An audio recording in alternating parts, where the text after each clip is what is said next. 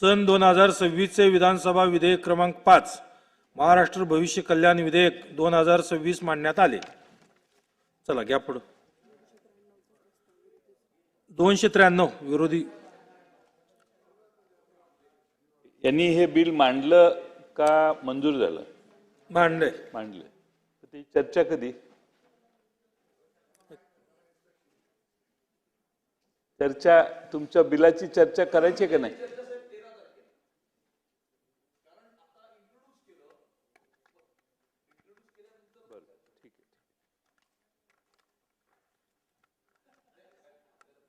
नाही नाही नाही, मला वाटलं की तुम्हाला बोलायचं होतं, पण हे मध्येच हा प्रस्ताव माझा उभा करून तुमच्यावर अन्याय होणार नाही याची काळजी घेतली मी। मला वाटलं तुम्हाला पुढे मांडायचं होतं, पण वेळेअभावी। अध्यक्ष महोदय,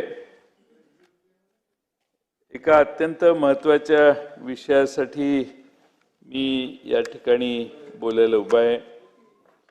ज्यांनी कुणी हा प्रस्ताव मांडलेला आहे त्यांचे मला आभार मानायचे आहेत। म्हणजे आमच्या रणधीर सावरकरांपासून, अब्दुल सत्तारांपासून ते सुहास बाबरांपासून ते मनोज घोरपडे, सुधीर गाडगीळ, महेश लांडगे या सगळ्या सत्तारूढ पक्षाच्या आमदारांनी हा प्रस्ताव मांडलेला आहे। अध्यक्ष महोदय, ज्या सरकारमधल्या मंत्र्यांच्या सदस्यांपासून आमदारांपासून सगळे विरोधकाचा प्रस्ताव आपण चालू करतोय। विरोधकांचा? हा, विरोधकाचा प्रस्ताव चालू नाही, हे सत्तारूढ पक्षाचं तुमचा प्रस्ताव करतोय? नाही, विरोधकाचा प्रस्ताव चालू करतोय आपण। हे आपला प्रस्ताव आहे म्हणून मी उभा राहिलोय। सत्ताधाऱ्यांचा ऑलरेडी चालू आहे, आता विरोधकाचा प्रस्ताव चालू करतोय आज आपण। आणि अध्यक्ष महोदयांना विचारायला गेलेत, विचारून आलं तर आज हे करतोय आपण ऑन द ग्राउंड। काय करायचं? अध्यक्षांना विचारायला गेलेत सचिव। कोण? विरोधकांचा प्रस्ताव आज चालू केलाय आपण। एक 2-3 मिनिटं दिली तर मी वाचून, विरोधकांचा प्रस्ताव वाचून मी भाषण सुरू करतो। पण हे ह्याच्यावर हे एआयचं कधीतरी करायचंच आहे मला। एक एआयचं करून टाकू। काय ऑनलाईन ठेवायचं? ह्याच्यावर नारायण कुचे होते, कुचे साहेब ऑनलाईनवर होते। मग त्यांना बोलायला नाहीत ना सभागृहात। हे सुरू करायचं आहे। एआय वर बोलू शकतो याची तयारी मी नाही केलेली, आणि मला माहित नाही आमच्या ठीक आहे मग आघाडीत एआय वर बोलून टाकतो, नाहीतरी कधीतरी वेळ जाणारच आहे। सत्ताधाऱ्यांचा ऑनलाईन कुचे साहेब आहेत ना, कुचे साहेब नाहीत ते आता लेख ज्यावेळी येतील त्यावेळी त्यांना करू, तोपर्यंत मी करतो। नाही, पण विरोधकांच्या प्रस्तावावर तयारी नाही साहेबांची। नाही, मी समजतोय 293 वर म्हणजे सत्ताधाऱ्यांच्या पक्या ह्याच्यावर। ठीक आहे, बोला। एआय वर ठरावर। हा, आणि त्यामुळे अध्यक्ष महोदय, आतापर्यंत मंदिर की मस्जिद, भगवा की हिरवा, हलाल की झटका असे वाद निर्माण व्हायचे। पण मला आज आनंद आहे की समोरच्या बाजूनच हा एक नवा आधुनिकतेचा विचार आता पुढे आलेला आहे।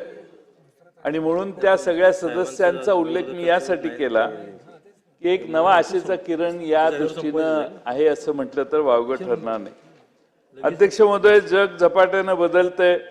उद्योग, शिक्षण, आरोग्य, बँकिंग या सर्वांमध्ये आता एआयचा वापर व्हायला लागलेला आहे, आणि ही क्रांती आता शेतीमध्ये देखील शिरायला लागलेली आहे। आणि ही क्रांती, एआयची क्रांती, ही वरदान ठरणार शेतकऱ्यांना, की शेतकऱ्यांच्या समोर नवीन आव्हान उभं करणार, हे समजणं फार महत्त्वाचं आहे। अध्यक्ष महोदय, एआय म्हणजे काय? सोप्या भाषेत सांगायचं झालं तर संगणक प्रणालींना अशी क्षमता देणं की त्या मानवी बुद्धिमत्तेसारखे निर्णय घेऊ शकतील। उदाहरणार्थ अध्यक्ष महोदय, जमिनीतली आर्द्रता मोजणारे सेन्सर किंवा हवामानातला अचूक होणारा अंदाज पिकांवर रोग ओळखणारे मोबाईल ॲप, ड्रोनद्वारे पिकांची पाहणी आणि त्या सगळ्या मिळालेल्या माहितीचा वापर करून अधिक संवर्धन, अधिक वेगाने ती वनस्पती किंवा ते झाड कसं जास्त उत्पादनाकडे जाईल हे बघण्याची व्यवस्था AIच्या मार्फत अध्यक्ष महोदय होऊ शकते. आणि मग त्याला आता किती पाणी द्यायचं, किती खत द्यायचं आणि रोगांची लक्षणं काय आहेत हे देखील आता AI आपल्याला सांगायला लागलेलं आहे. त्यामुळं अध्यक्ष महोदय, स्वर्गीय अजितदादांनी 500 कोटी रुपयाची मागच्या वर्षी अर्थसंकल्पात तरतूद केलेली आहे. अध्यक्ष महोदय, पण या 500 कोटीतला एकही रुपया खर्च केलेला नाही अशी माझी माहिती आहे. अध्यक्ष महोदय, एक दमडी पण ह्याच्यात खर्च केली नाही, पण 500 कोटीची घोषणा झाली. तर सरकारने उत्तराच्या भाषणात सांगावं की नक्की किती पैसे ह्या 500 कोटीतले सरकारने आतापर्यंत खर्च केले, ते कुणाला दिले, कुणासाठी हे पैसे खर्च झाले. अध्यक्ष महोदय, आता अलीकडे काल परवा घाईघाईत AI फॉर ॲग्री 2026 ही BKC मध्ये एक परिषद भरवली. अनेक तज्ज्ञ आले, आंतरराष्ट्रीय संस्था आल्या असतील, पण अध्यक्ष महोदय आपला शेतकरी काय त्यांच्या एवढ्या मोठ्या परिषदेला जाऊ शकला नाही. अध्यक्ष महोदय, एक सरकारने इव्हेंट केला, पण त्या इव्हेंटचा फायदा हा सामान्य शेतकऱ्यापर्यंत पोचायला काय इव्हेंटमध्ये झालं त्या ह्याच्यात परिषदेमध्ये हेच लोकांना कळलं नाही. अध्यक्ष महोदय, आपल्या भागात आहे, अनेक ठिकाणी महाराष्ट्रात आहे, ऊस उत्पादक आता 100 टनावर प्रयत्न केले, कष्ट केले तर 90, 95, 100 टनावर जातोय. अध्यक्ष महोदय, आज बारामतीला पवार साहेबांच्या नेतृत्वाखाली आणि प्रतापराव पवारांनी पुढाकार घेऊन बारामतीच्या KVK सेंटरमध्ये गेले 3-4 वर्षे AIचा मुळं पिकाचं वाढ कशी होते याचे प्रात्यक्षिक पूर्ण केली आणि आम्हा सगळ्यांना त्यांनी बोलवलं आणि त्यांनी जी प्रात्यक्षिकं दाखवली, ज्या ठिकाणी अध्यक्ष महोदय 70, 80, 60, 70, 80 टनाचं एकरी उत्पादन होतं, त्या ठिकाणी अध्यक्ष महोदय 150, 160 टनापर्यंत उत्पादनं गेलेली आहेत प्रति एकर. त्यामुळं ही प्रचंड मोठी AIची क्रांती होऊ शकते. आज शेतकऱ्याला 2 एकर, 1.5 एकर शेतकऱ्याला आपलं उत्पादन 30 आणि 40 टनावर थांबतोय, तो जर 80 टनावर गेला, 100 टनावर गेला तर त्याच्या अर्थकारणाचं देखील गणित बदलल्याशिवाय राहणार नाही. आणि म्हणून अध्यक्ष महोदय, AIचा वापर हा करत असताना आपण वसंतदादा शुगर इन्स्टिट्यूटने बरंच त्याच्यावर काम केले, VSIने जसं काम केले तसं KVKने देखील काम केले आणि आंतरराष्ट्रीय संस्थांना देखील त्यांनी त्यात सहभागी करून घेतलेलं आहे. आणि म्हणून आज महाराष्ट्रात विशेषतः बऱ्याच ठिकाणी जिथं ऊस उत्पादक आहेत त्यांच्या मोबाईलवर मेसेज येतो की आता दुपारी 11 ते 2 पाणी द्या. मग 11 ते 2 पाणी द्या ह्याच्यात नाविन्य काय असं आपण म्हणाल, पण AIच्या मार्फत आपल्याला हवामान खात्याचा अंदाज आल्यावर AIच कॅल्क्युलेट करतो या 11 ते 2 निसर्गातलं किंवा त्या भागातल्या पर्यावरणामध्ये प्रेशर कमी राहील. आणि त्यामुळं अध्यक्ष महोदय, आपल्याला अधिक अपटेक शेतकऱ्यांचा पिकाचा कधी होतो त्यावेळी त्याला खतं देणं, पाणी देणं, असं अतिशय मायक्रो लेवलला जाऊन पिकाची मॅनेजमेंट आज महाराष्ट्रात होते. आणि मला अभिमान आहे की KVK बारामती आणि वसंतदादा शुगर इन्स्टिट्यूटने याच्यात बरंच काम केले. अनेक शेतकरी आता हळूहळू त्याचा फायदा घेत आहेत. अध्यक्ष महोदय, याचा दुसरा फायदा उत्पादन खर्च शेतकऱ्याचा कमी येतो आणि तसं करत असताना आपण या शेतकऱ्याचं उत्पादन खर्च कमी आणि उत्पन्न वाढणं हे एकाच वेळी जर होत असेल तर आपण सरकारने त्यात लक्ष घातलं पाहिजे. माझी सरकारकडे मागणी आहे की सरकारने 5 वर्षासाठी कृत्रिम बुद्धिमत्ता धोरण तयार करावं आणि तयार केलेलं आहे आणि त्यामध्ये संस्थात्मक उभारणी, कृत्रिम बुद्धिमत्तेसाठी डिजिटल सार्वजनिक पायाभूत सुविधा, कृषी क्षेत्रातील कृत्रिम बुद्धिमत्ता आधारित प्रकल्पांना आर्थिक सहाय्य, क्षमता बांधणी आणि जागतिक कृषी क्षेत्रातील कृत्रिम बुद्धिमत्ता परिषद, गुंतवणूकदार शिखर संमेलन आदी घटकांचा त्यांनी समावेश केलेला आहे. आता शिखर संमेलनच आधी केलं यांनी, मगाशी जे सांगितलं. आधी खाली बेसमध्ये काही काम करण्याची गरज आहे, पण मला खात्री आहे की शिखर संमेलनातूनही सरकारच्या अधिकाऱ्यांना काही नवीन माहिती मिळाली असेल. अध्यक्ष महोदय, आज राज्यस्तर ह्या सगळ्याची अंमलबजावणी करण्यासाठी राज्यस्तरावरती कृत्रिम बुद्धिमत्ता आणि ॲग्रीटेक नाविन्यता केंद्र स्थापन करण्यात आले आणि कृषी विभागाचे सचिव, त्याचे कार्यकारी संचालक, व्यवस्थापकीय संचालक म्हणून निवड करून त्यांच्याकडे नेतृत्व सोपवण्याची तरतूद त्या धोरणामध्ये आहे. अध्यक्ष महोदय, या केंद्रासाठी जाहिरातीतून मुलाखती घेण्यात आल्या, पण अध्यक्ष महोदय, ज्याची निवड झाली त्याने अद्याप पदभार घेतलेला नाही. अध्यक्ष महोदय, प्रतीक्षा यादीतील उमेदवारांची निवड का केली नाही? ज्याने पदभार घेतला नाही तर खालच्या पुढच्या माणसाला तर निवडायचं होतं. आणि अध्यक्ष महोदय, या धोरणाच्या अंतर्गत कृषी विद्यापीठामध्ये नाविन्यता आणि इन्क्युबेशन सेंटर स्थापन करण्यात येणार होती. वर्षभरात काहीही झालं नाही. राज्य सरकारला किंबहुना कृषी विभागाला वर्षभरामध्ये हे शक्य होतं, पण शासनाने याच्यात काही कृती केली नाही. हे अतिशय गंभीर आहे. अध्यक्ष महोदय, एखाद्या क्षेत्रात नीट काम करायचं असेल तर धोरणात्मक काम केलं पाहिजे. कृत्रिम बुद्धिमत्ता धोरण आणलं हे कौतुकास्पद आहे. 500 कोटी रुपये दिले हेही कौतुकास्पद आहे. पण अध्यक्ष महोदय, त्याचा पैसा खर्च झाला नाही, कारण सरकारने नुसती जाहिरात घोषणा केली आणि त्याच्यावर फारशी कृती केली नाही असा त्याचा अर्थ आहे. अध्यक्ष महोदय, या ठिकाणी अगदी ड्रोनच्या द्वारे कीटकनाशकांची फवारणी करण्याचाही अनेक ठिकाणी शेतकरी प्रयत्न करतात. आता त्यामुळं श्रमही वाचतात, वेळही वाचतो. ड्रोन काही सेकंदात, काही मिनिटात 1-1 एकर, 2-2 एकर, 10-10 एकर जमिनीवर कीटनाशक फवारणी करण्याचं काम करतो. अध्यक्ष महोदय, AI आधारित शेतीसाठी इंटरनेट, वीज, स्मार्टफोन आणि प्रशिक्षण पण आवश्यक आहे. अध्यक्ष महोदय, अजूनही ग्रामीण भागात डिजिटल दरी आहे. गडचिरोली, भामरागडला लांब इतक्या जायची गरज नाही. मुंबईच्या जवळ असणाऱ्या पालघर जिल्ह्यात देखील आदिवासी पाड्यांवर अनेक शेतकरी तंत्रज्ञानाशी परिचित नाहीत. अध्यक्ष महोदय, त्यामुळे ही डिजिटल गॅप जी आहे ती भरून काढण्यासाठी शेतमजुरांना देखील याचं ट्रेनिंग कसं द्यायचं याचाही विचार आपल्याला या धोरणात करावा लागेल.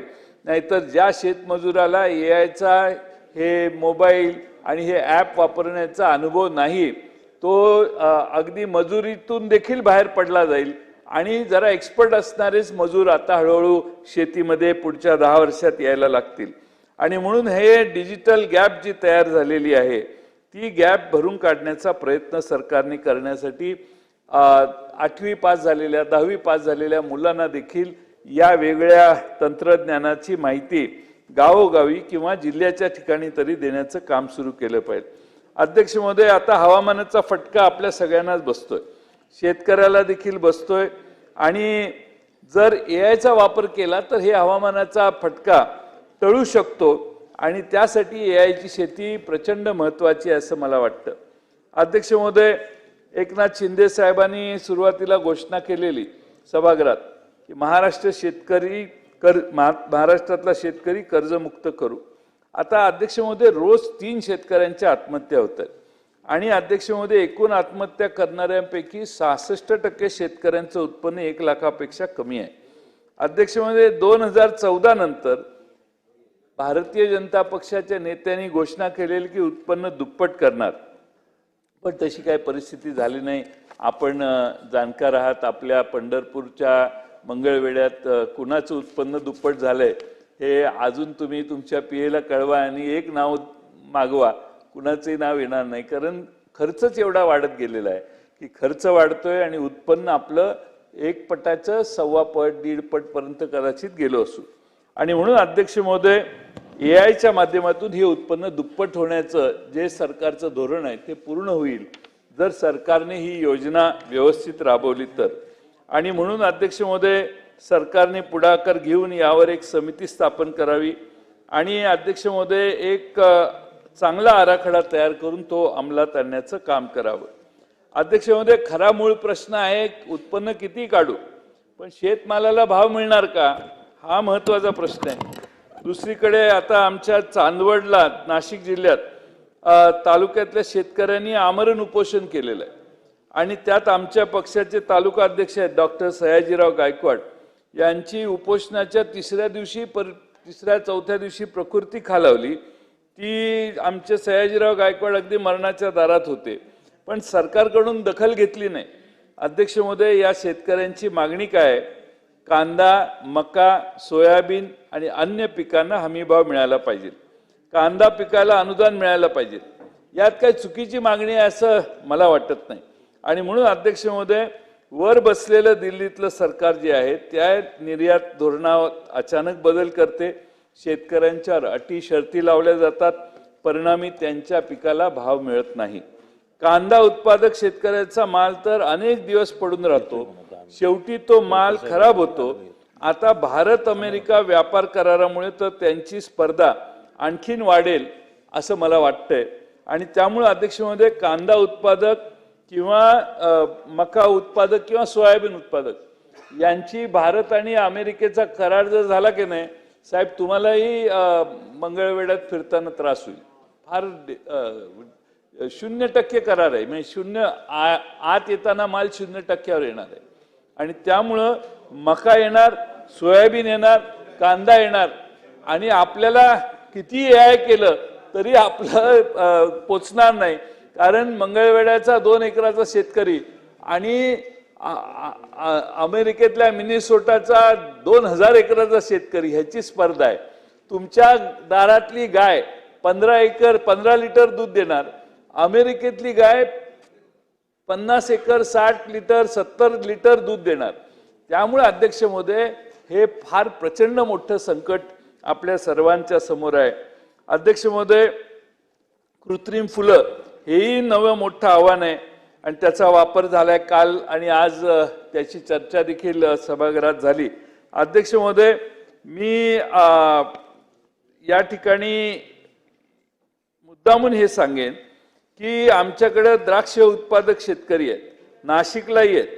पाऊस आणि खराब वातावरणामुळे नाशिक, सांगली, सोलापूर, पुणे, सातारा, अहिल्यानगर इथं द्राक्ष उत्पादनाचे अतोनात नुकसान झाले.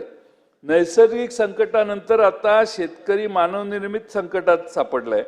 चीनी द्राक्षांचं आक्रमण आता भारतावर व्हायला लागले. चीनमधून आयात होणारी मस्कत ही स्वस्त आणि दिसायला आकर्षक द्राक्ष भारतीय बाजारपेठेत आल्यामुळे स्थानिक द्राक्षांचे दर कोसळलेले आहेत. अध्यक्ष महोदय, अफगाणिस्तान आणि चीन मार्गे भारतात येणाऱ्या बेकायदा बेदाण्यावर प्रक्रिया करून तो चढ्या दराने विकला जात आहे. या काळ्या धंद्यामुळे महाराष्ट्रातील अस्सल बेदाणा उत्पादकांचे प्रचंड नुकसान आहे. आपल्याला बेदाण्याची मी वेगळी माहिती द्यायची गरज नाही.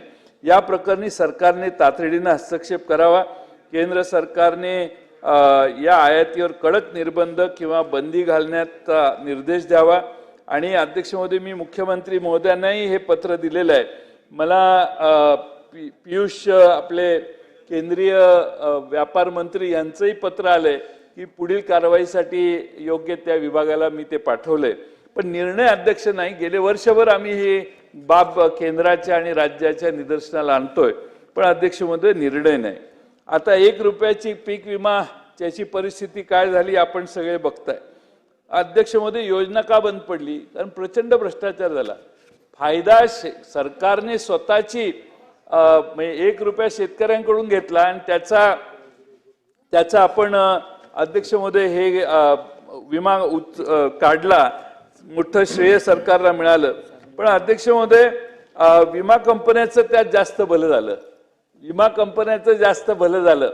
आणि अध्यक्ष महोदय, विमा कंपन्यांच्या अंतर्गत आम्हाला सरकारने एकदा माहिती द्यावी की 1 रुपयाची योजना चालू होती त्यावेळी कुठल्या कंपन्यांना किती प्रीमियम दिला आणि त्या प्रीमियम दिलेल्या कंपनीने किती परतावा दिला हे पटलावर सरकारने ठेवावं. अध्यक्ष महोदय, म्हणजे आज महाराष्ट्रात एखादी XYZ कंपनी आहे, तिला जर सरकारने 2000 कोटी रुपये प्रीमियम दिला असेल तर तिने जर माघार 200 कोटी रुपये शेतकऱ्यांना नुकसान भरपाई म्हणून दिली असेल तर हे गंभीर आहे. त्यामुळे त्या काळातल्या ह्या विमा काढण्याच्या पद्धतीला थोडंसं तपासणी करण्याची गरज आहे आणि ती सरकारने करावी.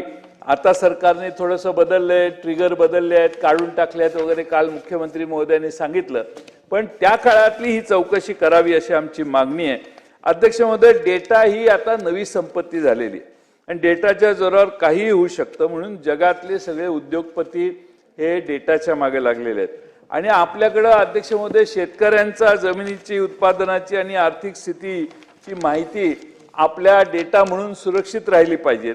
आणि अध्यक्ष महोदय, साधं व्हॉट्सअप, सोशल मीडिया वापरताना देखील अध्यक्ष महोदय 2 स्टेप व्हेरिफिकेशन आता आपण करायला लागलोय.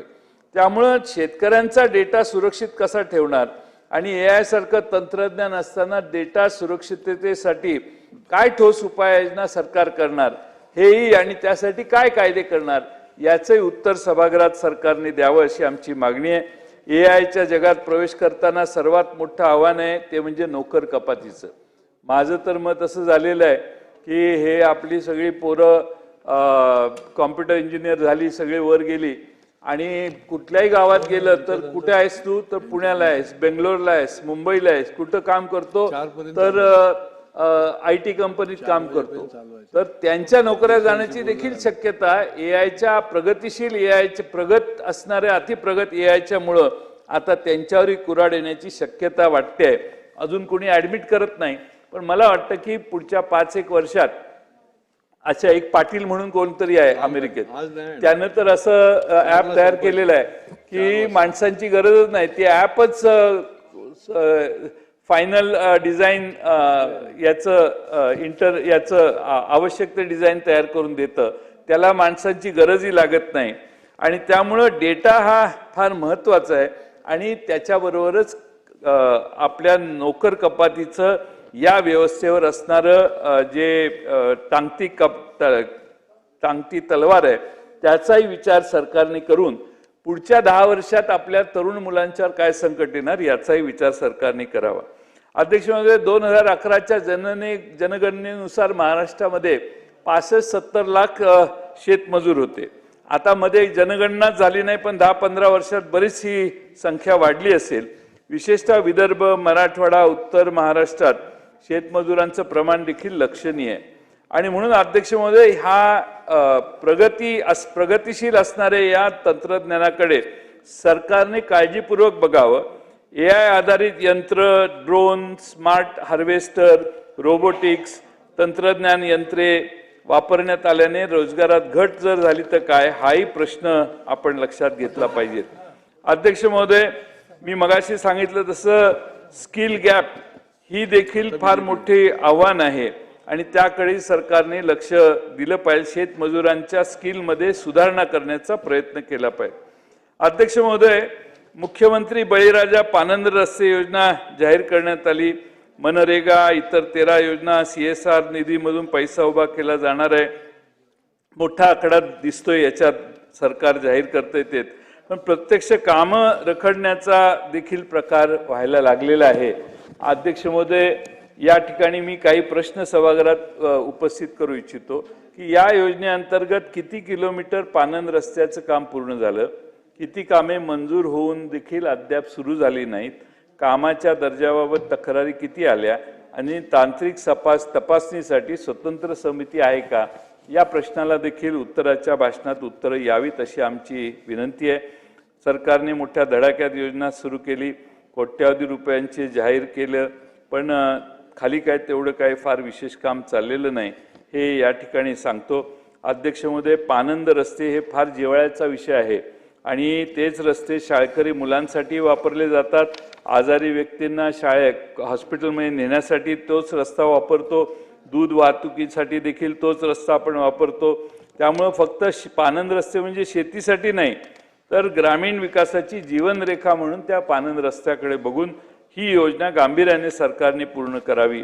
केवळ घोषणा करून चालणार नाही, ते पारदर्शक अंमलबजावणी व्हावी, कठोर देखरेख व्हावी.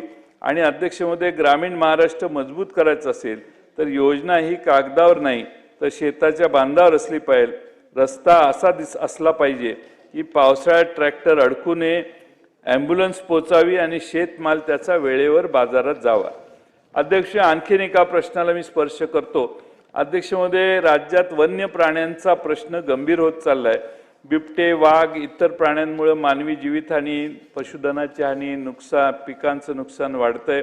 माझ्या मतदारसंघात वाळवे तालुक्यात, शेजारी शिराळा तालुक्यात बिबट्यांचा वावर प्रचंड वाढलाय. पलूस तालुक्यातही आहे, तासगाव तालुक्यातही आहे. आणि मग त्यामुळे लोकांच्यात प्रचंड भीतीचं प्रमाण आहे. रोज कुठं ना कुठं तरी बिबट्या दिसतो. आणि अध्यक्षमध्ये माझ्याकडे नेरले गाव आहे, त्यात बिबट्याने एका शेतमजुरावर हल्ला केला. तो वाचला, पण सगळं गाव आता घाबरून मुठीत जीव धरून बसलेलं आहे. पेठ नायकलवाडी म्हणून आहे, तिथं दुचाकीवर जाणाऱ्या एका युवकावर आणि अल्पवयीन मुलावर बिबट्याने अचानक हल्ला केला. त्याच दिवशी एका दिवशी दोन घटना घडल्या.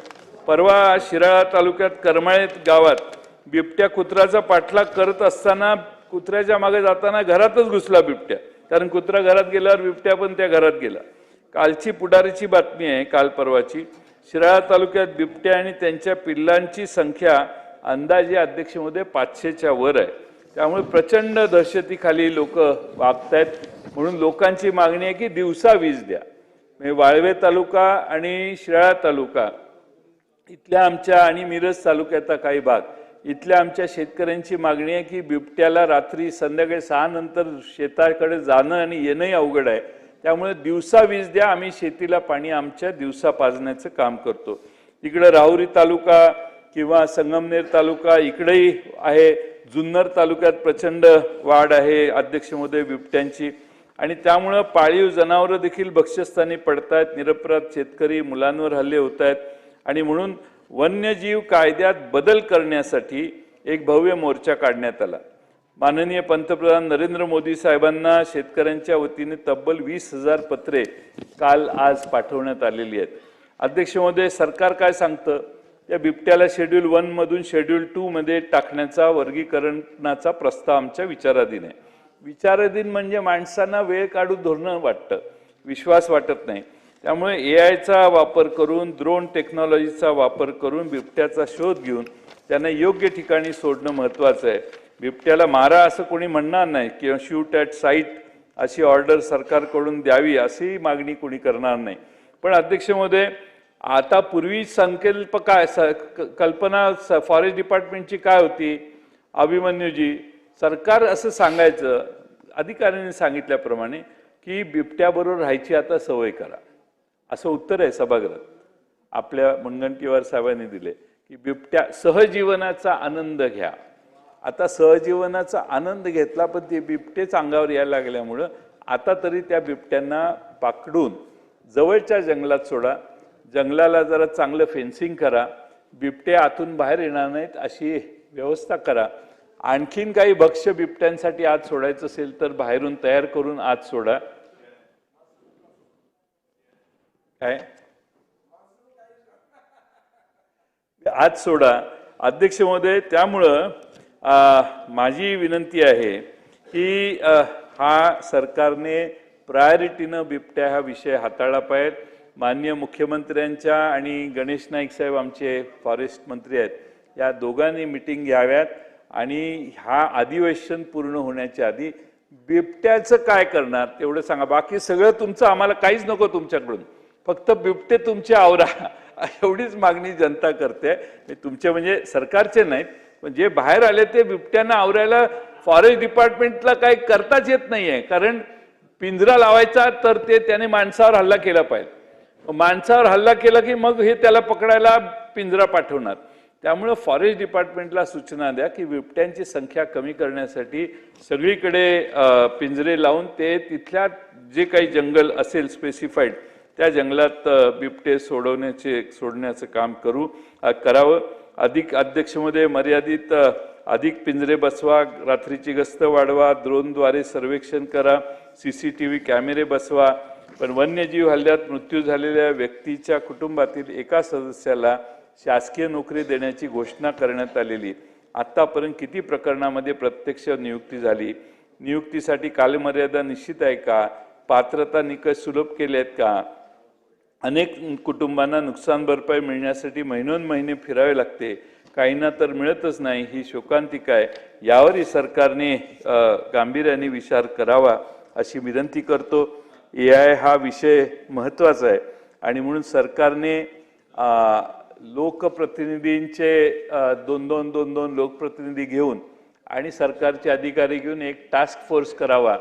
सरकारने AIचा वापर वसंतदादा शुगर इन्स्टिट्यूटमध्ये आणि बारामती केविकेने जो केलेला आहे तो फक्त ऊसासाठी नाही आहे, कापसासाठी त्याचा वापर होणार आहे, डाळिंबासाठी त्याचा वापर होणार आहे, द्राक्षासाठी त्याचा वापर होऊ शकतो, सोयाबीनसाठी होऊ शकतो. अगदी म्हणजे निसर्ग काय देणार आहे ह्याचा अंदाज बांधून आपण पिकाला काय द्यायचं हे ठरवणाऱ्या शेतीतल्या AIचा वापर करण्यासाठी सरकारने कृषी मंत्र्यांच्या नेतृत्वाखाली एक विशेष काम सुरू करावं एवढीच सरकारला विनंती करतो. आणि एक चांगला म्हणजे मी सुरुवातीला म्हटलं तसं मंदिर का मस्जिद, भगवा की हिरवा, हलाल की झटका हे विषय नेहमी घेणाऱ्या लोकांच्याकडून हा AIचा आधुनिक विचाराचा, नवीन शास्त्राचा, संशोधनाचा विषय